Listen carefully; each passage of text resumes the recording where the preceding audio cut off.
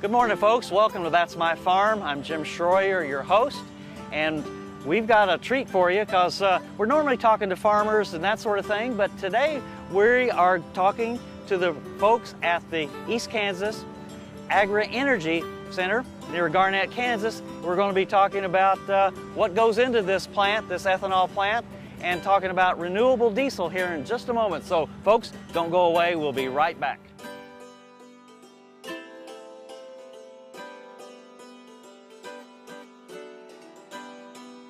Closed captioning brought to you by Kansas Soybean Commission. The Soybean Checkoff, progress, powered by Kansas farmers.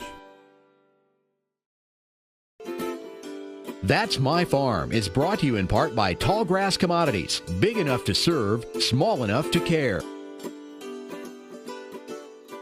Good morning, folks. I'm Jim Shroyer, host of That's My Farm, and we're in luck today because we're at the East Kansas Agri-Ethanol plant outside of Garnett, Kansas, and in Anderson County, and we have the vice chair of the board, Scott Bergdahl. And Scott, this is a really interesting plant here, and can you kind of tell us the history of it and where we are today?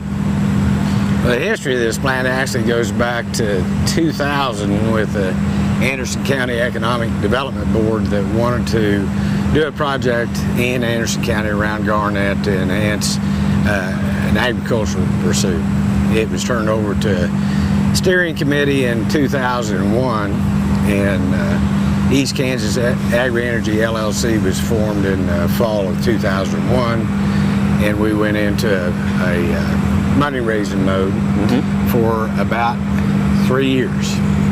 And we broke escrow on the project in January of 2003 and broke ground in the fall of 2004. Started production of the plant in June of 2005. Okay. So today, let's go back. When you started, what was the capacity of the plant at that time for ethanol? You've been breaking records on production ever since you started till today. So what's your production of ethanol per year, basically? Well, the plant was designed with a 35 million nameplate capacity, and today we're producing approximately 47 million. So we're well over nameplate capacity, and that had to do with some upgrades on our process, tweaking the process, and then added some projects to the plant that increased production. Okay, let's go back to, you're the vice chair. So yes. How many members are on the board, and what's the makeup, and what's the makeup of the owners of this plant?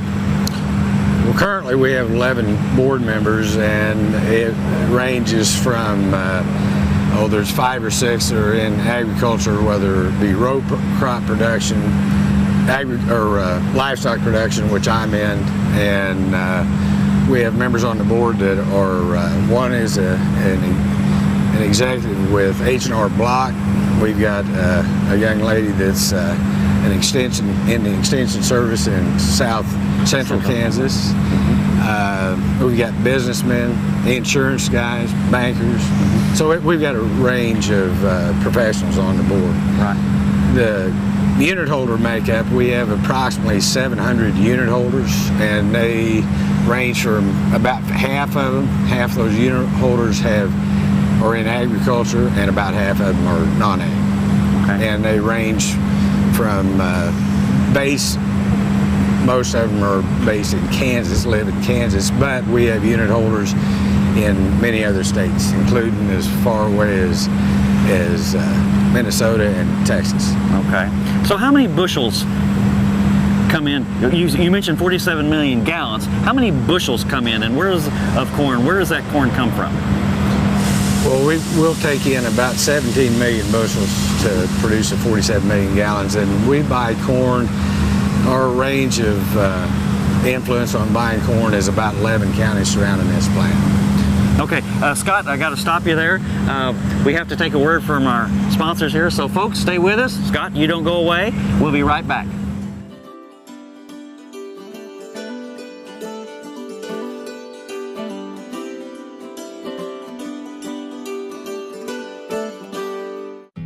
This hog is head over hoof for meal made from U.S. soybeans. Now, one hog isn't that impressive, but suppose we add another, and another, and another. Before long, you've got billions of hungry customers around the world all clamoring for the same thing. Our soybeans. Learn more about the billion-dollar appetite of animal agriculture at BeyondTheElevator.com. Brought to you by America's soybean farmers and their checkoff. Tallgrass Commodities offers producers bulk commodities at a reasonable price with reliable service throughout the whole Midwest. To find out more about Tallgrass Commodities, visit tallgrass.us or call 785-494-8484. That's My Farm is brought to you in part by Tallgrass Commodities, big enough to serve, small enough to care. Welcome back, folks, to That's My Farm. I'm Jim Shroyer, and we have the production manager, Jacob Diebold. And Jacob, kind of take us through the operation of how we get a bushel in and how we get a gallon of ethanol out. Well, we are a dry grind ethanol facility. We grind approximately 16 to 18 million bushels of corn a year. On occasion, we will grind a little bit of milo, but we are predominantly in a corn area. Sure. The process is pretty simple. We take the corn, we grind up the corn, and then we cook it. And during the cook process, we're breaking down starches into various kinds of sugar. After that point, we cool a mash off, which is what that process ends up with, and it goes into fermentation. In fermentation, we want to break down those complex sugars into glucose, which is food for the yeast. During fermentation, yeast will metabolize the glucose into carbon dioxide and ethyl alcohol. After that process, we become distillation. So we will take the alcohol out of that beer, and in turn we will distill it up to 190, and then we will use molecular sieves to take it up to 200 proof. The last stage for that product is denatured alcohol, so we will add a little bit of a gasoline or petroleum distillate in order to make it non-consumable. So Jacob, what are some of the co-products besides the actual ethanol? Well, we make distiller's grains, both wet and dry. We make approximately 190,000 tons of wet a year and about 72,000 tons of dry. Most of our wet product goes to a domestic market, and our dry product has the ability to reach an export market. So we also make corn oil. Currently our corn oil is used for biorefineries and animal feed. Right. In the future, we will use it to supply our renewable diesel plant that will come online in 2015. Okay, so where are we? We're in the control room. This is kind of the heart of operations. Everything that we see in terms of the plant is mimicked here on the screens. We have external camera views so we can see where trucks are at any one given point in time.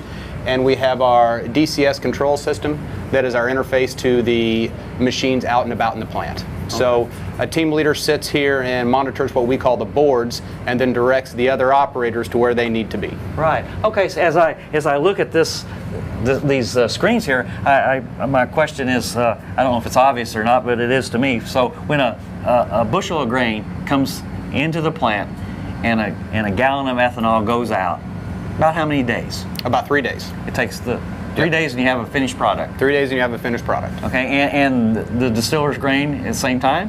Same time. Okay, so an approximate same time. So it is a continuous process with batch fermentation, but most dry grind plants are. So it's a pretty static in terms of time frame between start to finish for process.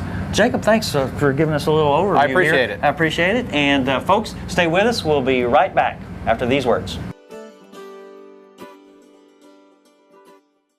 American innovation is being driven in places you might not expect by people like Brent Hayek, an Oklahoma family farmer, who recently set a world land speed record in a Ford Super Duty pickup truck powered by renewable B20 biodiesel.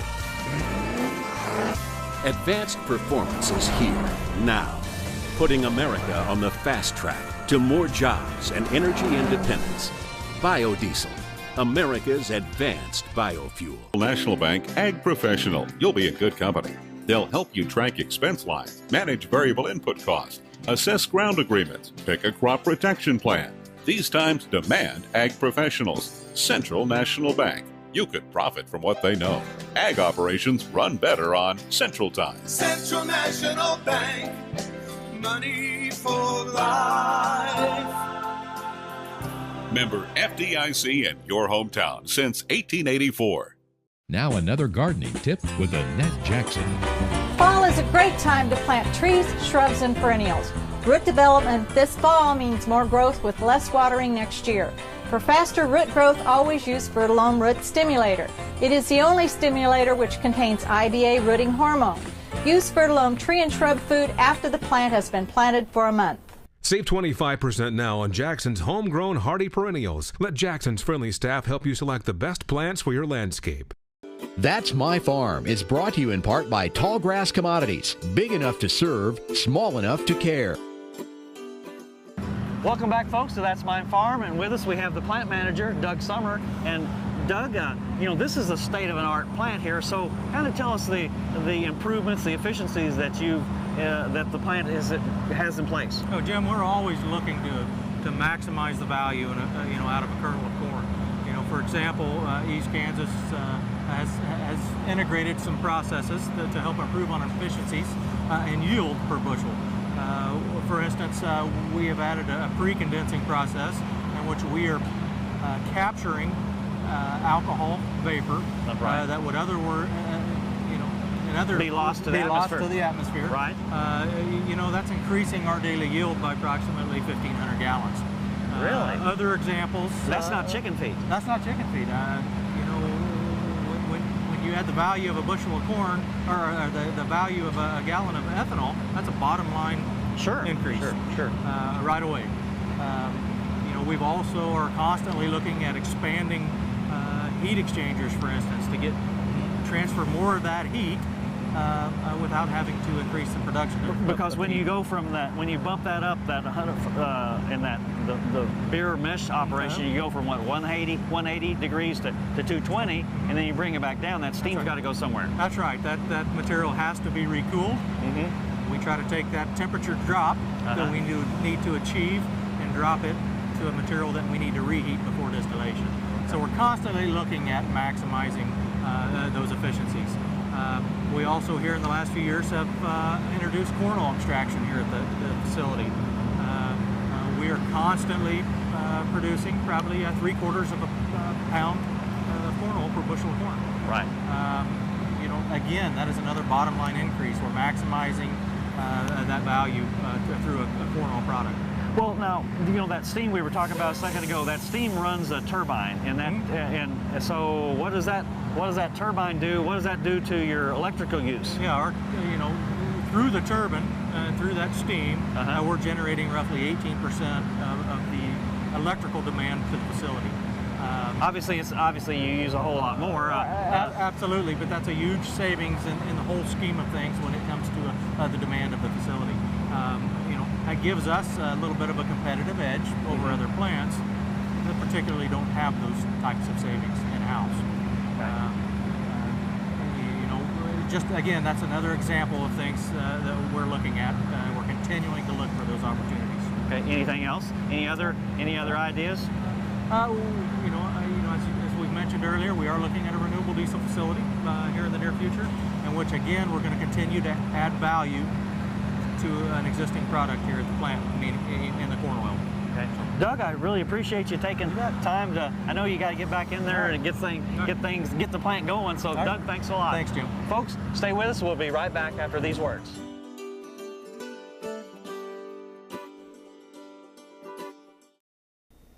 Tar Waters has what you need for all seasons for around the farm and home. Working, hunting, growing, feeding, snow removal, even fun for the kids. And a service department with experienced techs to help keep your equipment in top running condition. Tar Waters has a huge selection and the best prices. Tar Water Farm and Home, family owned and operated since 1978. They have what you need. The Kansas Wheat Innovation Center in Manhattan is rediscovering ways to get improved varieties and new genetics in the hands of farmers faster. Grower-led and checkoff-funded research initiatives are bringing about positive change. This grassroots leadership provides a strong voice in Topeka and Washington, D.C. Now is the time to partner with Kansas Wheat in moving wheat forward. Kansas Wheat Commission and Kansas Association of Wheat Growers. Farmers investing in their future and yours. Log on to rediscoverwheat.org. Hello friends, I'm Ernie Rodina. And I'm Dawn Dawson with the Better Horses Radio Show. For over 9 years, we've been bringing the Better Horses Radio Show to markets all across the Midwest. We talk about God, lots about horses. We talk about cows, we talk about horse health, we talk to top trainers, and we even talk about Roy Rogers. We're having a blast with Better Horses Radio Show and would love to take it to a market near you. So visit our website at betterhorsesradio.com and let us or your local radio station know you'd like to hear it in your area. The Better Horses Radio Show is unbelievable. That's My Farm is brought to you in part by Tallgrass Commodities. Big enough to serve, small enough to care. Welcome back, folks, to That's My Farm. We're on Glenn Caldwell's farm, just south of the plant where we've been. And Glenn, I know you're on the board, so obviously it's been an investment for you, and we can, it's in your backyard basically. You can see the plant just right there every morning. Yeah, you so, sure can. So tell us a little bit about you know, how you got involved, and obviously how you market it to the plant. Well, I got involved because we've never had an end user in our area. Right. All of our corn was exported out of here, went to Missouri and Arkansas to feed chickens. Right. And this was an opportunity to actually have an end user here, which then we could make up that freight difference and get a better value for our corn just selling it to the plant. And then by investing in it, we could even get more out of that dollar invested in our crops. So that was my interest, was getting an end user right here. Okay. So of your neighbors, you've got a bunch of neighbors, they're involved with this as well as stakeholders? Oh, absolutely. Yes, okay. There are several farmers. In fact, there were about 20 or 30 of us got together to begin with that same idea. Back almost 14 years ago. Exactly. Okay. You know, and out of that group, the original board members went ahead to drive this forward to get to where we are. So yeah, there's a lot of people in this county that invested in the plant. And obviously has turned out pretty well so far. But I know you've got a lot of bin storage over here. Some of your neighbors probably don't have that much storage, and so there's a whole range of how people market to the ethanol plant. So I mean, there's a lot of people that just take it straight from the field. And so how do you basically market your corn? Well, I forward contract to the plant for one thing, but as a result of the plant being developed, I put in my own storage. I always had a little bit of storage, but not very much because there was just no place to use it here. Mm-hmm. No reason to keep it on the farm, work through the elevators and they market it. So I built storage. I know how many bushels I'm going to have. I can forward contract some, and then I'll see what happens during the year with the price of corn. Right, you don't want to over forward contract because you don't know how much you're going to have at the end of the season. Exactly. And then some of your neighbors probably just take it straight from the field right in, and more of a spot, just drive in, spot market type of thing. And we'll do the same thing on occasion too. This year, with the way yields are, we may have to do a little bit more of that, which is a wonderful position to be in, and have that opportunity to do it, and know that the plant's going to be giving us a better value than if we had to drop that load someplace else. Okay, and just the cost of hauling it. That's right, the transportation. And then you got the empty truck coming back. Exactly. Okay, so you talked about yields a little bit, just real quickly here. I mean, you've got almost Iowa-like corn yields this year here in Anderson County, don't you? It's been a phenomenal year here. We're going to have yields that are going to be in excess of 150. I think my personal yields might even push 180 overall, and that's tremendous when you consider that the average yield for the farm is only 105. Okay. So the weather's been ideal for us this year. So just one last thing, since I'm a wheat guy, your Everest wheat did pretty darn well this year too. Yeah, that's another success story. Yeah. Last year was 60 bushels an acre, and I thought that was the greatest I'd ever seen. This year it was 70 bushels to acre, and it's just a wonderful year to be a farmer here. Okay, Glenn, thanks for taking time and to talk about the plant and how you market your corn. Folks, stay with us. We'll be right back after these words. Valley Vet Supply is devoted to providing information and professional quality products at reasonable prices. Valley Vet Supply.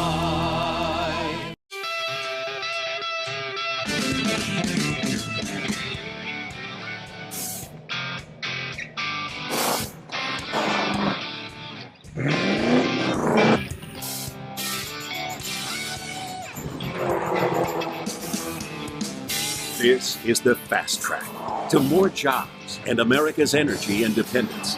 Advanced performance is here now. Biodiesel, America's advanced biofuel. Buying a car shouldn't be this hard. And at Brown Chevrolet Buick in Wamego, it isn't. It's actually awesome.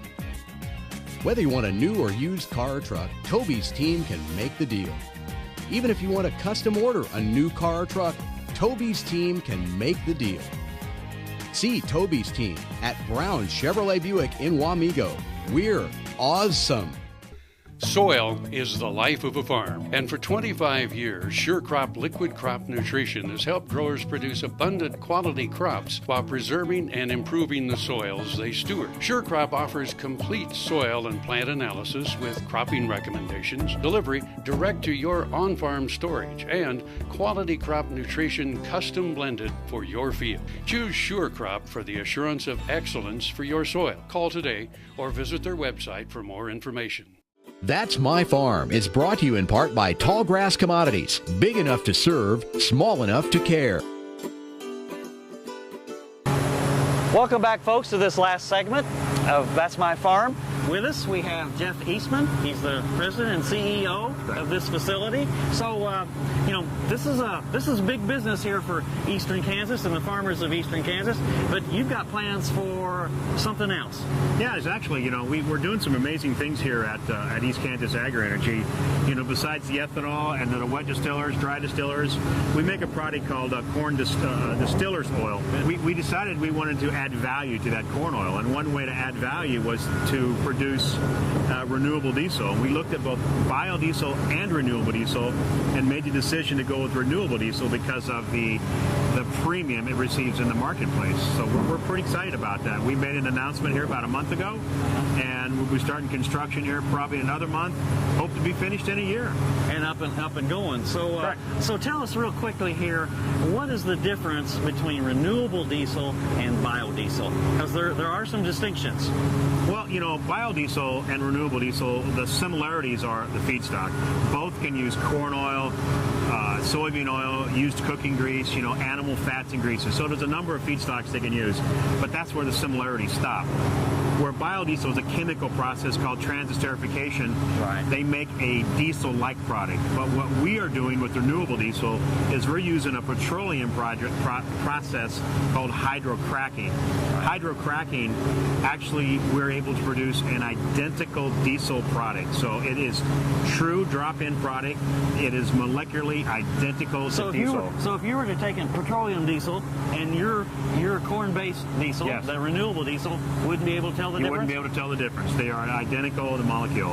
And our customers, who we have a great relationship with, have been asking for stuff like this. And this is the kind of stuff that the government and other entities have been pushing in our industry. So, you know, we're one of the first to get out there, and we feel lucky. We're excited about it, real excited. Well, so how's that going to change your facility? Obviously, you're going to have to build a new one. And is that going to allow you to take in more corn?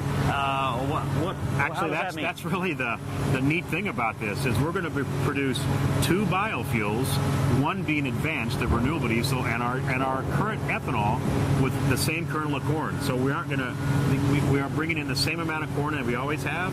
We're just going to produce two fuels out of it now. So really, really neat stuff. And you know, on a side note, we're looking at about adding 12 to 15 new jobs to the facility, which will be great for the community. And right now you already have, what, 35 or 40? About 38 employees. Full-time employees. Full-time employees. We work, you know, we're 24 hours a day, 7 days a week operation. Have a couple days shut down in the spring, but you know, we hit it out every day. Well, that sounds good. Jeff, I tell you what, I really appreciate you taking the time and letting us into the facility to see this, because this is really important for agriculture and just business in general in the eastern part of the state. Absolutely. So, Jeff, thanks a lot. And folks, thank you for staying with us, even though we got a little bit wet here. And don't forget to stay with us next Friday. We'll be back again next Friday, so we'll see you then. Thank you.